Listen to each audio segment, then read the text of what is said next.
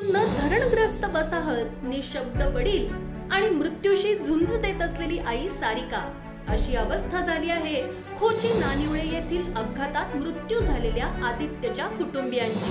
तर वडील संभाजी यांना हातातोंडाशी आलेल्या मुलाच्या कायमच्या जाण्याचं दुःख आणि दुसऱ्या बाजूला बायकोची आयुष्याशी चाललेली झुंज पाहावी लागत आहे।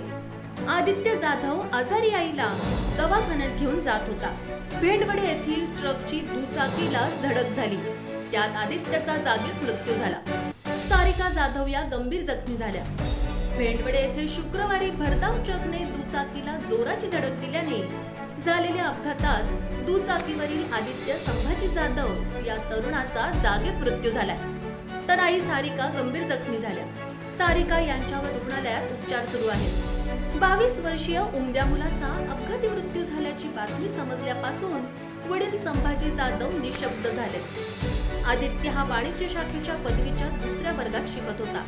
तसेच भारतीय लष्करात भरती होण्यासाठी त्याची रात्रंदिवस मेहनत सुरू होती। घरी लष्करी सेवेची परंपरा असल्यामुळे कुटुंबाचा त्याला मोठा पाठिंबा होता। मात्र हे स्वप्न पूर्ण होण्याआधीच त्याने जगाचा निरोप घेतला।